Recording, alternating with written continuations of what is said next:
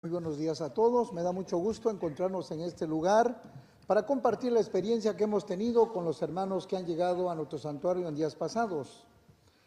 Estaba yo en una reunión cuando me informaron que había unos hermanos que me han llegado a la diócesis y lo primero que llegó a mis oídos fue las palabras de la Virgen. ¿No estoy yo aquí que soy tu madre? Y le dije a la persona que me habló, por favor tráiganlos al santuario, aquí los recibimos. Siempre como santuario de nuestra Madre Santísima de Guadalupe, tratamos de cumplir la misión encomendada, escuchar a los más necesitados, a los pobres, a los huérfanos y a los migrantes. Sabemos todos los que vivimos en este país, en Estados Unidos, que todos somos migrantes. Por eso es muy importante que nos veamos como hermanos, como amigos, cumpliendo el mandato de nuestro Señor Jesucristo. Ámense los unos a los otros como yo los he amado. Por eso es muy importante continuar el trabajo, que cada uno haga lo que tenga que hacer bien desde el espacio donde se encuentra. Estamos en el santuario, cumplimos nuestra misión, atender, escuchar, apoyar, orientar. Otros harán otro trabajo, bendito Dios, y si todos nos unimos en esta barca para que no se hunda, vamos a salir adelante. Por eso los invito a que cada uno haga lo que tenga que hacer de acuerdo a su misión y sigamos remando mar adentro. Buen día a todos.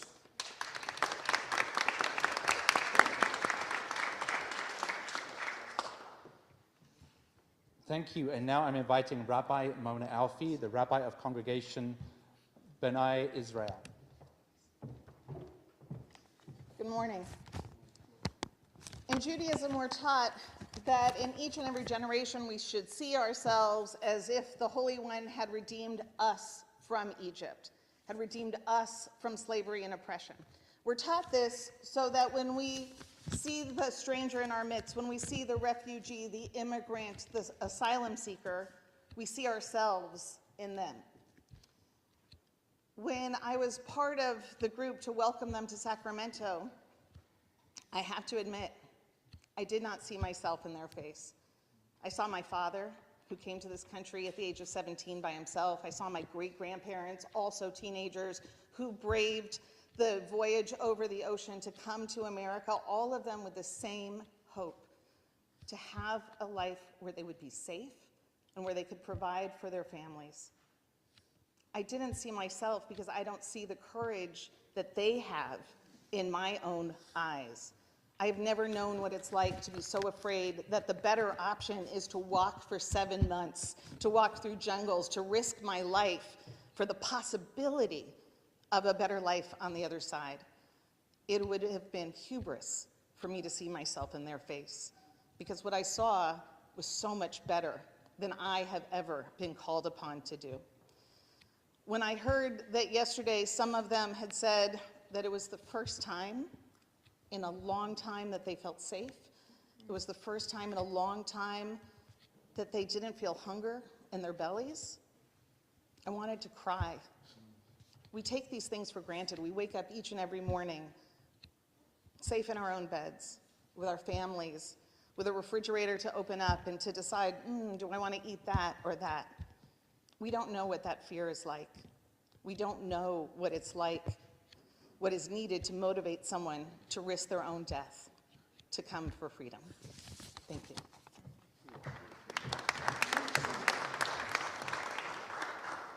Thank you, Rabbi Mona.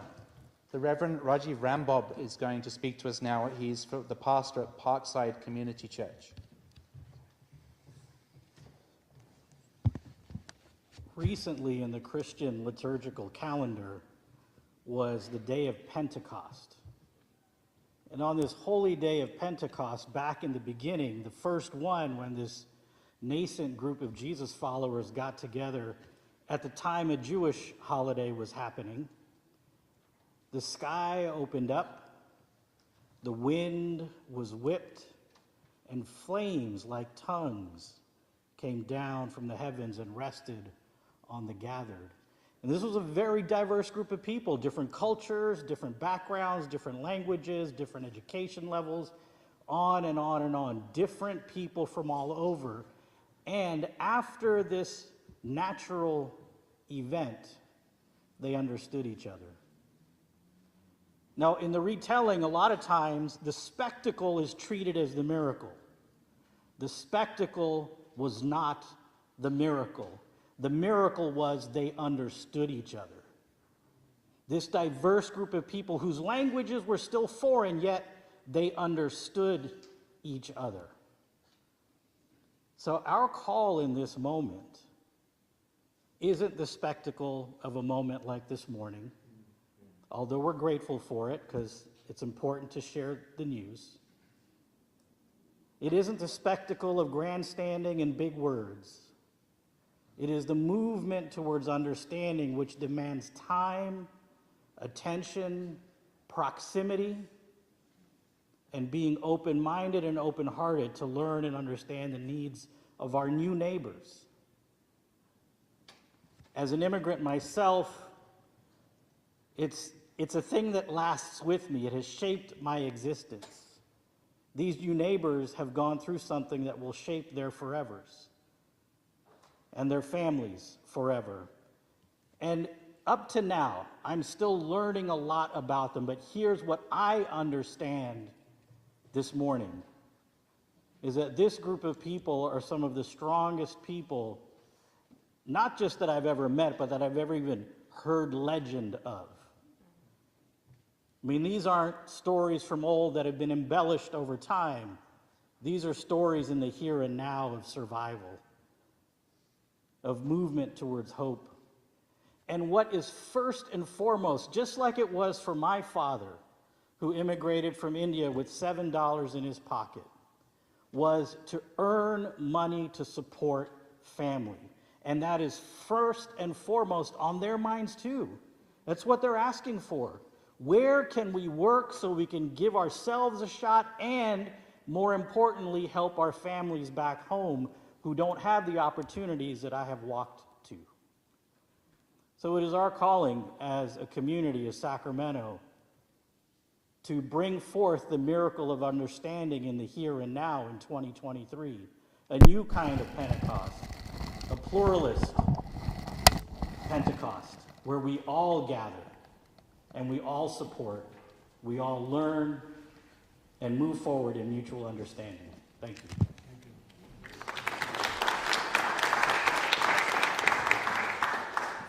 Thank you, Rajiv. These are my colleagues who've been doing work primarily with the asylum seekers that have come here, and I'm grateful for them for sharing. Now we're going to ask our Mayor, Darrell Steinberg, if he'd come and speak to us. Thank you, Dean. On behalf of my City Council colleagues, Vice Mayor Eric Guetta, Mayor Pro Tem Mai Vang, and Council Member Katie Valenzuela, let me begin by saying I have never been more proud to be a Sacramentan.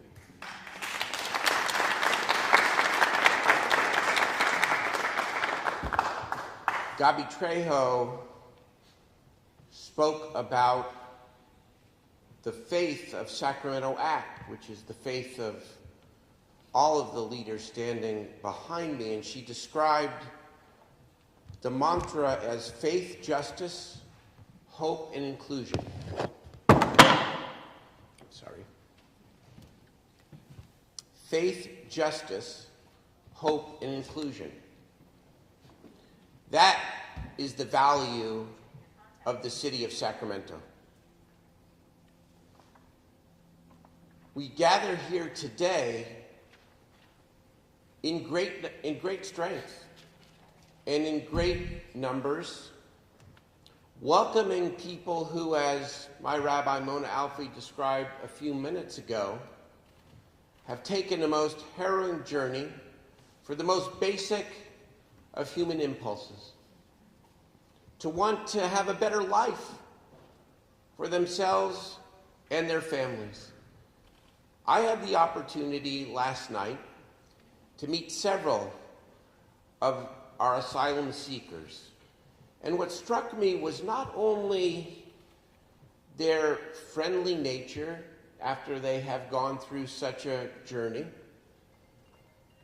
More than anything else, it was very clear to me that while they were grateful for our community's help and support, they were not asking for anything. The only thing they want is the opportunity to give back, to work hard, and to contribute to this country so that they can help their families. That's the immigrant story over the course of nearly 300 years in this country. And but for our indigenous brothers and sisters, all of us come from a generation of immigrants, some more recent than others. The impulse to want to lead a better life and to come to this country that proclaims as its great calling, give us your tired, your poor, and your huddled masses yearning to breathe free. This is just another chapter of that history and our collective journey. What does Sacramento do? What you have done over the last 72 hours. The faith community, the city government, the county government, without flinching, without a moment's hesitation, without a question, what can we do and what must we do to make sure that 36 people know that they are safe and that they are welcome? Bring it on. Bring it on. Our community will never say no. To the people who wonder whether or not we can handle this on top of the real challenges we face in our community, there is no other answer but to say yes. And you better believe we can handle it. Sacramento should be a model for the rest of the state and the rest of the nation. This is how we roll.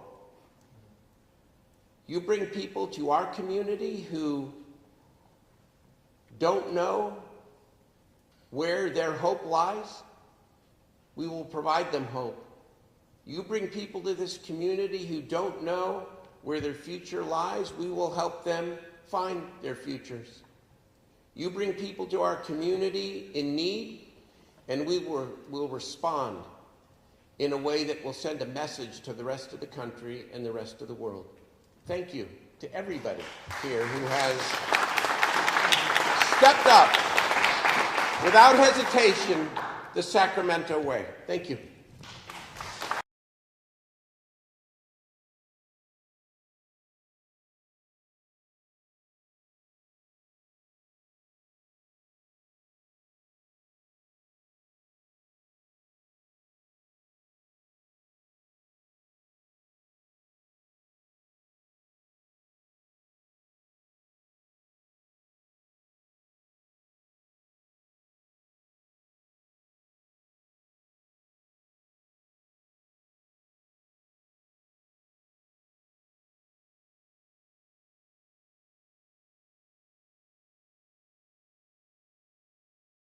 Newcomers.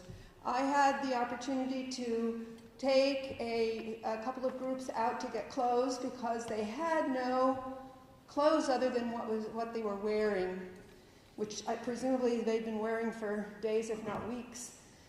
So we went to a thrift store, and they had the opportunity to pick out a couple of outfits. One man came up to me and said, "Can I buy sandals?" Yes, if you want sandals, get sandals. And then later our congregation was able to round up some duffel bags because now that they have stuff, they need a place to put the stuff. But they continually, during this shopping trip, expressed tremendous gratitude to me, and I said, "It's not me. I'm only the face of my congregation and an entire community that wants to see you be treated with dignity." And they said, "What can we do to pay you back?" And I said, pay it forward. And I explained the concept that sometime during their lives, they would have the opportunity to help some other people. I wanted to play, hopefully this will work, some of the words of the immigrants briefly. Bueno, yo de esta manera yo me siento muy agradecido y que viva la gente de Sacramento. So he's saying, I want to say how grateful I am and long live Sacramento. Here is the voice of another. Bueno, buenos días primeramente y pues también una persona. Bueno, la primera pregunta que hice, ¿cuál ha sido su experiencia desde que llegó a Sacramento? Pues mi experiencia ha sido única, nunca me han tratado así tan bonito a pesar de las circunstancias. Y pues también muy agradecido. Buenos días. Sorry. Con ustedes. Yeah, make it stop. So there are two different messages that were recorded for us. One was from a gentleman, and I haven't played his, but he came because his family lacked resources and money. He traveled through Colombia, through the jungle, through the desert, through all of these countries. He talks about it. Along the way, two of the companions he was traveling with were killed. So he is here. The woman that we started to hear, she said she feels thankful. I could never have imagined what's happened in the last few days, she said. My traveling has had a lot of difficult moments, but I thank God that I'm hoping to have a good life here and that I was welcomed with open arms. And she says, I want to work and serve because we are here to help. Thank you.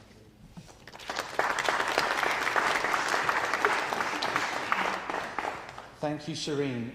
Shireen is a beloved member of Trinity Episcopal Cathedral here and a volunteer with SAC Act, as many of the people up here on the stage are. And thank you for your work. It reminds me that some people might want to know how they could help financially. www.sacact.org.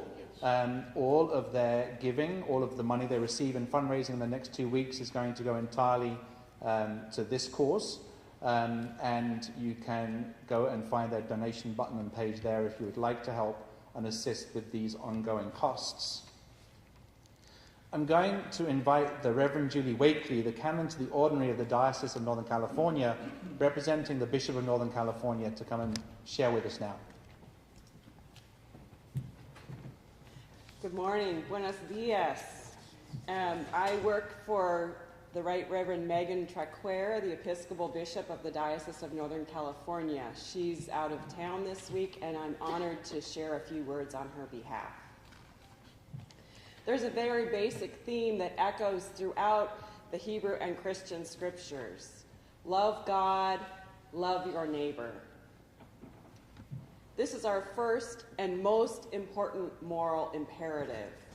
And the Bible is clear. Whoever shows up in need is our neighbor. Loving that neighbor means, at the very first level, meeting their basic needs.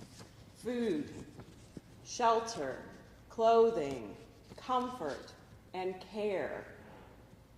These, my friends, are not complicated theological ideas.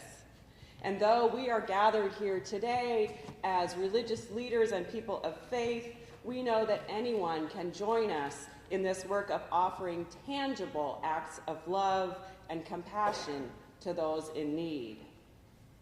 We are here today as people of faith and people of prayer, but we are especially here today as people of love in action. We represent groups that are living our faith out loud, not because of politics, but because fellow human beings showed up here in need. Our faith demands that we respond, and we do so by remembering that there is a time in every family story when they were in a strange place and needed the love of a new neighbor.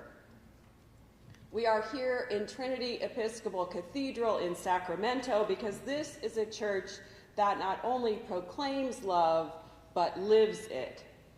offering welcome and kindness in practical ways.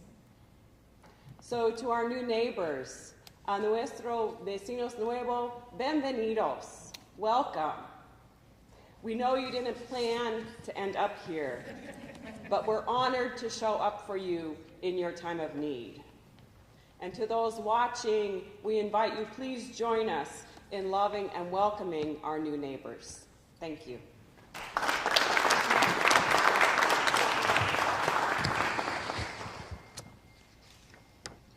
Thank you, Reverend Julie. I'm going to invite Pastor Les Simmons from the South Sacramento Christian Center to share with us now.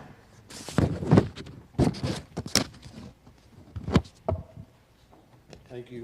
Honored to be here. They normally, at this particular part of the press conference in church, this would be kind of those moments of the ending of a meeting at church. It would be kind of an altar call. And so I'm gonna do an altar call for the work that's in front of us, not for the folks that are lined up right here. We already responded to the call to say yes when 36 asylum seekers and immigrants arrived in Sacramento. Gabby responded right away on Friday when she got the call. And all of our government officials responded right away. We found ourselves in a huddle space with state officials, our governor, our AG, our mayor, and other clergy leaders, all saying yes to answering the call. I happened to be able to spend some time with the asylum seekers this past Saturday, pretty much a full day with them. And they didn't ask to be here. They were dropped off here with the hope and the promise of jobs and opportunity. They were left to fend for themselves. They were promised the delivery of a better opportunity, but they were left to defend for themselves. I say today, they don't have to stand alone. We're standing with them to deliver on the hope of good and services. We're standing with them to deliver on the message of love that all of us hold as our value, our faith value. We stand to deliver on unity. We stand to deliver on jobs. We stand to deliver on safety. We stand to deliver on justice. We stand to deliver in treating people as human beings. So we all say yes. I just want you to say this with me. Say yes. Yes. I'm answering the call. Come on, I want all those that will be watching this press release to say, yes, I'm a Sacramentan, I'm a Californian, I'm answering the call. When people are in need, we show up, and we love on them with the love of God. Thank you so much. We will embrace every single one of them. I almost did an altar call right there. We say yes to the call. We say yes to loving our neighbors. We say yes to the 36 individuals and a dog to love. Thank you.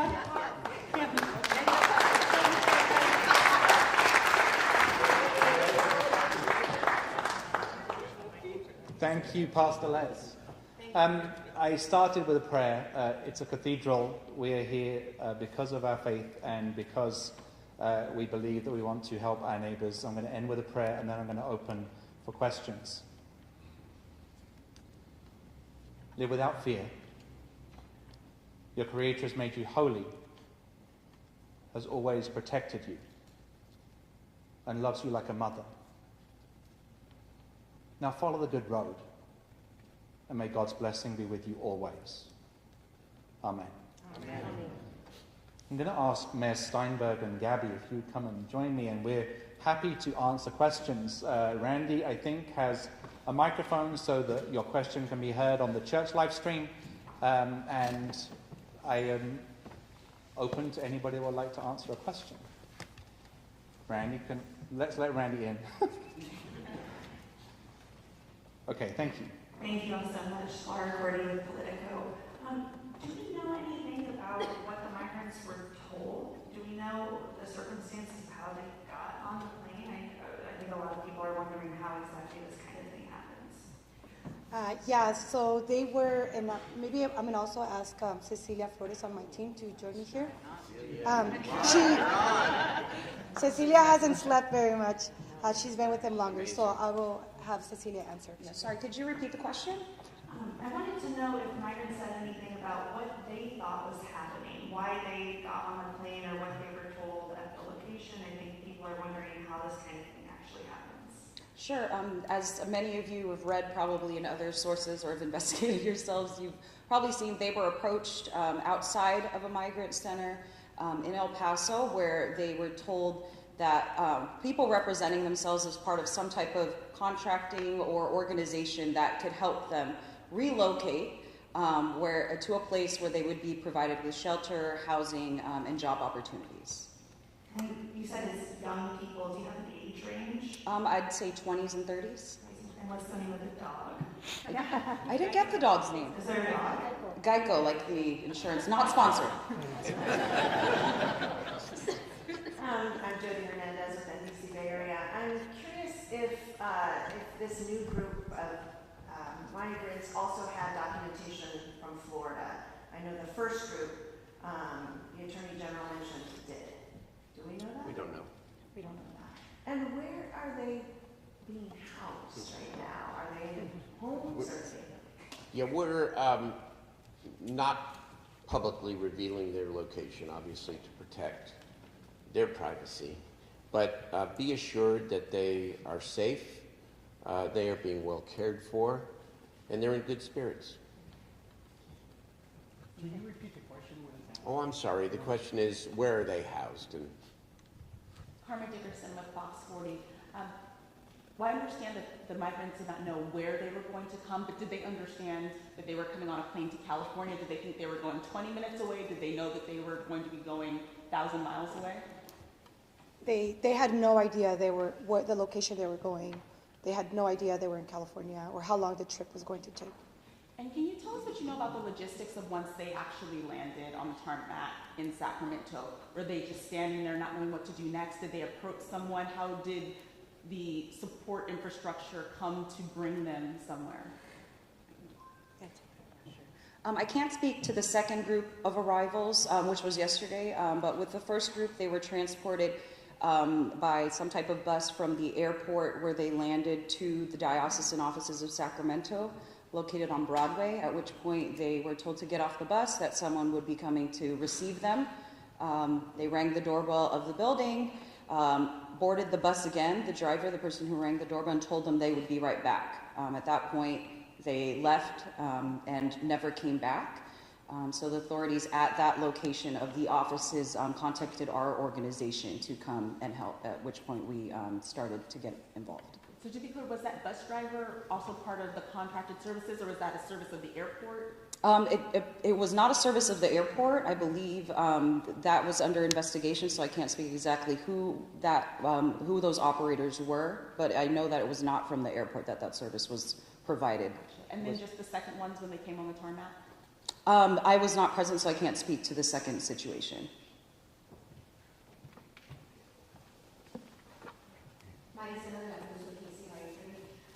We've already seen this also happen last year, where migrants were sent to Sacramento. So is Sacramento expecting any migrants to arrive out here, and is Sacramento ready to receive? Good catch.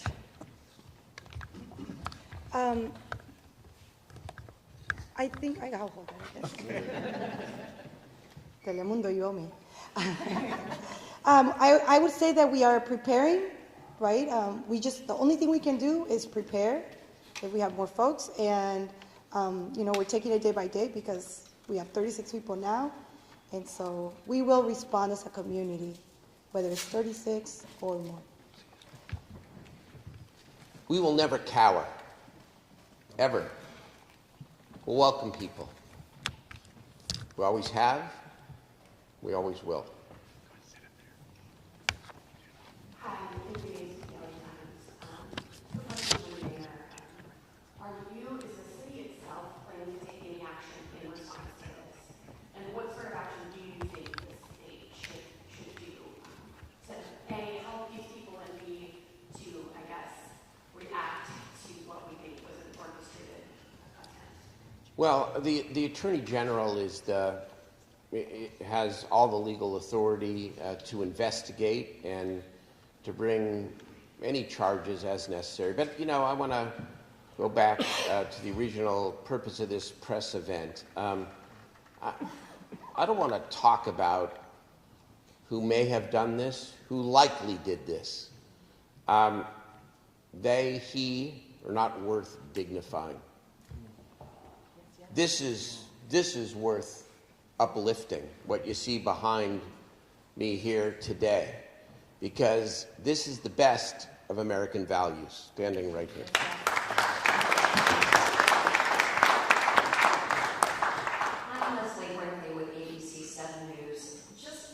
We know, and we don't want details about locations or individuals, but we're just trying on a human basis to understand, are they grouped together? Are they living with individual families? Are there any special requests they've had for food or a phone call home or whatever just some humanness, I guess, to broadly tell us what their lives are like right now? Yeah, they all have phones now, so, we were able to get them to communicate with their loved ones and among each other. Oh, perfect. And then, so they're staying as groups. So there's group 1 and then there's group 2, and they're together. So they have bonded. They didn't know each other before coming to Sacramento. They kind of met on the ride. So they're a community, together. Yeah, I will say that everyone I talked to, as I said earlier, they want to work. They want to help. They didn't quite say it this way, but they could have, instead of asking what can you, all of us, do for them, they wanted to know really what they could do. That's the spirit. That's the spirit of these asylum seekers. They want a better life. There's nothing but good in that. And that reminds me a story that one of the gentlemen shared yesterday, because I just want to remind folks, they can be in this country. They have their paperwork. They're legally in our country, right? So there's a big distinction. And one of the gentlemen told me yesterday, he said, I was working in El Paso and I'm in Texas and, I just want to work. And so he said, I'm glad I didn't stay there. I'm glad I got to meet you all and got to be here. So just want to remind folks that that is why our new community is asking about work, because they were working over there. They're open, free to roam around, right? So they were just free agents. Just to answer that, I think something that we've been trying to do as far as their living arrangements, their clothing, their needs, I think in the process when they were coming, they were depending on the generosity of others, meaning whatever they could get, they would take, right? So part of our approach is allowing them to define for themselves, what type of clothing do they like? For example, that's why we took them to the thrift store. It's not that we don't want donations, but there's something about letting people choose. And actually, one of them made the comment in the thrift store, it's been years since I've been able to pick my own clothes. And it's not that I'm not grateful, but I finally got to wear outfits that feel like me, right? So with regards to their sleeping arrangements, naturally, for example, yesterday, it's okay, men and women. Well, no, some of them came in groups of 3 with a girl and 2 boys or whatever it was, and they feel safe together. So we're allowing them to define for us what their needs are and how we can best meet them. And that's something they have not encountered, I think, until they got here. I asked them, for example, what do you guys like to eat? And they're like, no, we're okay with pizza and sandwiches. I said, well, I didn't ask if you were okay with pizza and sandwiches. I asked, what do you like to eat?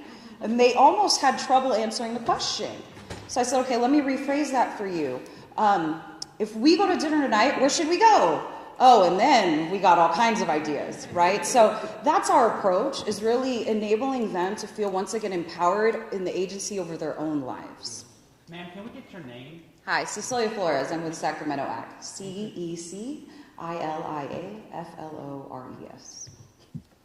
Hi, Tom Wayne with the Associated Press. Can you talk about how recent these asylum seekers arrived to the U.S.? Do you know when they arrived in the United States? When the asylum seekers arrived in the United States? Sure. They all actually have varying dates of arrival into the country. And can you talk about how, where were they going, where they headed to when they got to Texas, and are they going to be staying in Sacramento now with the help with the coalition?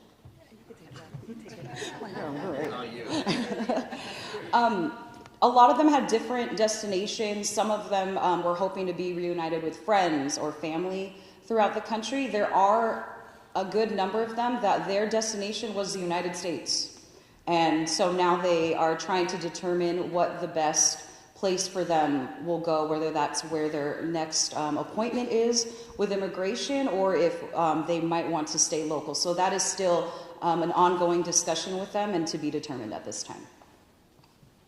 Hi, Tori Apodaca with CBS News in Sacramento. I understand a lot of them have pending court cases in cities across the country. Are they meeting right now with immigration lawyers to be able to make these cases?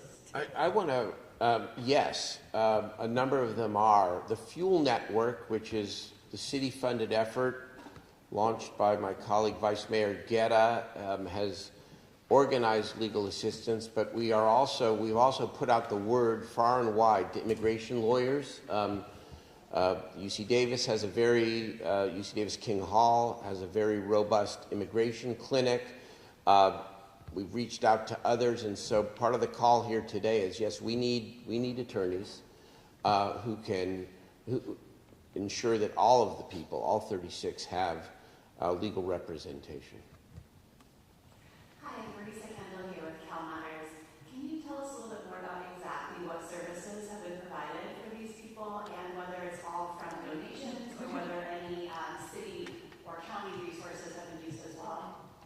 Sure, we are collaborating with the city and county and different nonprofit agencies and partner groups and churches throughout the area. I know, for example, we've had a nurse on site that the county had sent. We have the Fuel Network attorneys coming, I believe, today or another day this week. They'll probably be there all week, helping as well. We're working on counseling service, mental health evaluations, a dentist, haircuts, things we don't really think about. That was like a need for some of them. They just haven't had a haircut. So we're trying to provide, again, we're letting them kind of dictate what they believe their needs are. And as those arrives, we're going to try as best as we can within all of the collaborators that we have to meet those needs as they arrive. One more question over here, sir, please. I just want to say there was a question there about resources, and sacact.org is collecting funds, and the funds that are collected through their general fundraising page are all going to go to this purpose for at least the next 2 weeks, and I think that'll be reassessed at the time. Gabby, you may want to say more, or no? I think that's good. Oh, I got it. Okay. So far it's been just donations. Well, a significant amount of in-kind, if you will, help. City personnel, county personnel, we're all engaged. I mean, this is a team effort. It's community-driven, but we're saying yes to any request for support. And of course, one of the issues that will arise over the days ahead is housing. And that's another issue where we're prepared, even with our challenges, to make sure that everyone has decent housing.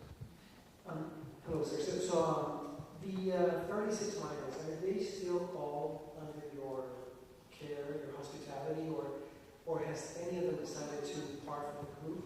And can you also tell us whether any of them have already been able to find a job to begin working in their life? Yeah, I believe that there is a handful of folks that were reunited with families or friends. So I think it was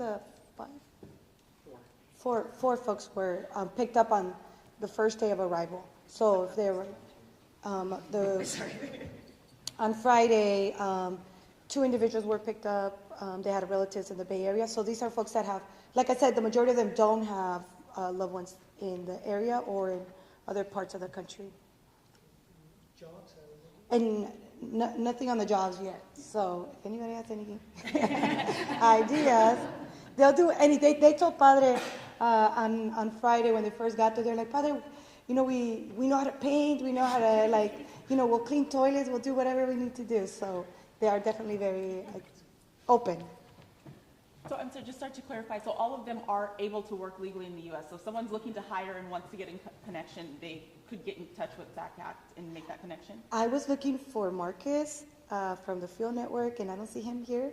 I am not an attorney, so I was sharing a story about how they survived the Texas experience without any resources available to them. So, but they're legally in this country. I know that. They have their pending courts. Carolina Estrada with Comisión 19. We know this is not the first time some migrants arrived back in September. Are you guys still in contact with that group of migrants, and did they get the help that they needed? How are their cases differ, and why are they being handled differently if so? Thank you.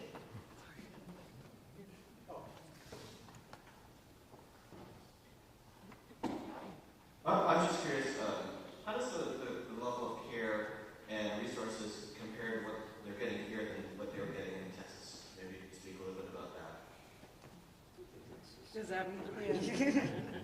I was not in Texas, so I'm not sure exactly what they received. I can speak to how they have explained to me the experiences differ. In Texas, because there were a lot of people, in the shelter where they were standing outside when they were approached, most of the group that is here are young men and women, mostly single. There are a couple of married couples, but because of that, what they told me was that in the shelters, they're primarily, for women and children, and that they themselves felt like they didn't want to take a kid's spot or a mom's spot in the shelter. So many of them in Texas were actually sleeping outside.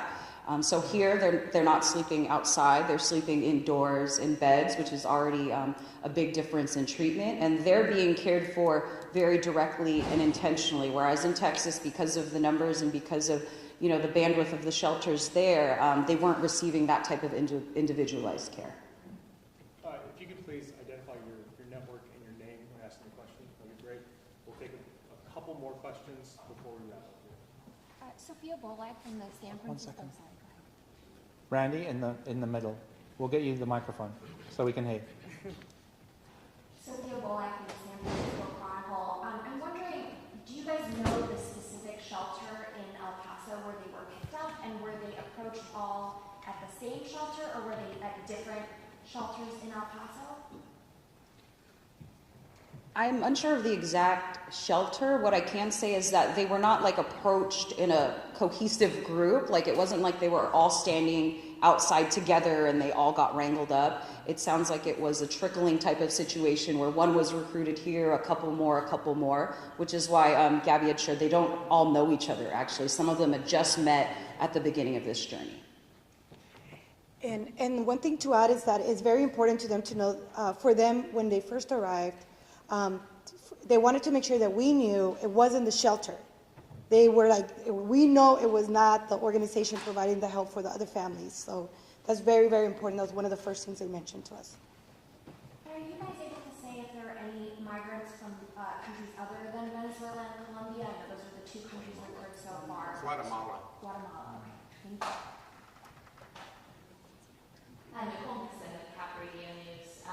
Is there any update on the timelines for these migrants staying here? Are they here until they want to leave to another destination? Do they have in-person court dates that they need to be making, or can they do those remotely? And when are those? Well, Marcus, No, he said that court dates. okay. They do have court dates. I'm going to say they are free agents. So the moment they want to, that's why their loved ones could come and pick them up. They're free agents, so they can leave whenever. Some of them actually were telling us, well, we kind of want to stay here, right? So I was like, all right, listen, we have to figure out, because they do have court, dates in other locations as soon as next week, that we're prioritizing them to speak to some of the Field Network attorneys today, so that whatever needs to happen for their procedure, then that we move that forward.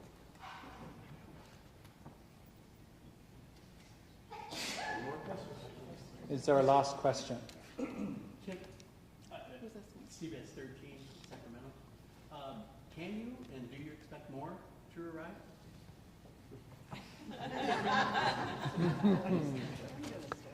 Well, nothing would surprise us, certainly. And we will be prepared and ready to welcome people who need our help. It's very simple. You know, it's like I said, if this is, I know we're not getting into the politics of this, but if this isn't an attempt to send a message, I suppose I could say message received. But the way we're receiving the message may be different than the way whoever did this intends. We're going to welcome people. I'm so sorry. If you can elaborate, I know you say it's simple. I understand the sentiment of love and support is simple, but realistically, the logistics of this. We know that even as a city on a daily basis, the city council, the county grapples with being able to provide services to people who need them. Affordable housing, you know, for people who aren't yet unsheltered but who are on the brink, for people who are living on the streets, shelter beds. This is a question every day for your everyday Sacramento residents. If there is a plan to continue to intentionally bring people who will need these services, realistically, are you able to absorb that? Maybe I need to distinguish two parts of the question, or at least what underlies the question. Whoever is doing this is committing a terrible wrong. So that's one given. But the other given is, the other question is, what must be our response when innocent people come to our city and land on our doorstep? And there is only one answer. We must find a way. We must find a way to continue to house the homeless. We are up to 1,100 beds every night. We are working closely with the county. We are getting more people off the street, and yes, the problem continues to be a serious one. But that's exactly the kind of false choice that they want us to make, to put us in the corner. And so sometimes you take the complicated questions in life and you simplify them. And there is only one response to this kind of evil, and that is to respond in a loving and a humane way and to do our best to grapple with and balance all of the challenges we have in our community and to say yes, and that's what we'll do.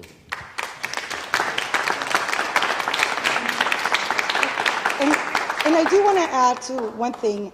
It is important for folks to know that it is the faith community who is taking the lead, right? And that the faith community has been part of this community, has stepped up every single time that we've needed it.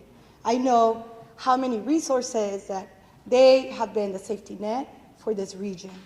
And so for us, aside of anything, whether there's more people or not, as Sacramento Act, we believe that people closest to the pain have the solutions to their problems. And for that reason, for 33 years, we have been in this community advocating and teaching people about the power of their voice. That's what we do well here. And the faith community has been stepping at the center of every chaotic moment we've had in this region. And if we have more chaotic moments, we will continue to step in the middle of it, because I am reminded that as a Catholic woman, I think I had this image of when Jesus was in the hill and they didn't have enough food to feed people. But guess what? That's a lie. They figured it out then, and we're going to figure it out again. So it is a lie that there's not enough, that we don't have the resources. It's about a choice, and we, the faith community, are saying we are making a choice. We said yes to the call, and regardless of whether government stays, although they're here with us, we will continue to figure out, because people like Shireen have volunteered their time, are cooking meals, and so that is about a choice. This is not about politics. This is about people that didn't make a choice to come to our region. And so if more people are brought here, I want people to know there's a way for you to connect and help, because we have to do what Jesus did in that hill. You bring your little piece of bread, right? And I know that in different faith communities, we are called to respond in different ways, right? I know my colleague Kalima, I'm going to butcher some of the folks, the stuff that she's shared with us, but it's like either you can pray about it, you can work out, you can do something about it, right? when you see an injustice, you have to take action, even if it is just a prayer, right? And that is the minimum thing that you can do. And so, yes, there's a lot of problems in our community. There's a lot of need. And I think this gives us an opportunity to see what is the difference when we start seeing people in need as human beings that requires us to respond to that call. Thank you.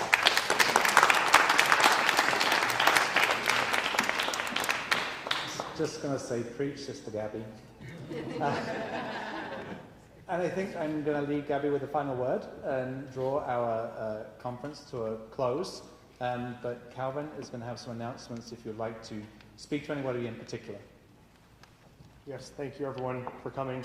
For any stand-up interviews, we'll be directing all press interviews here in the sanctuary and then out in the garden. Then there's an area out back with any of the members here on the dais, the clergy leaders in Sacramento. The mayor will attend for a bit. So if you have any press questions not related to pending legal investigations, that's referred to the Attorney General's office, not regarding Martha's Vineyard, about this situation with these migrants, please come to us. We'll make sure that you get stand-up interviews. And thank you all so much for attending. We'll leave Gabby.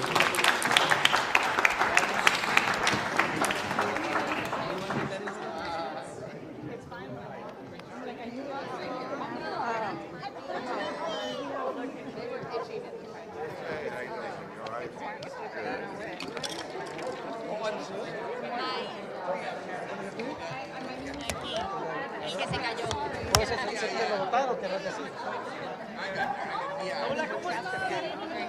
Bien, ahí te vi que preguntaste tus preguntas, pero sí.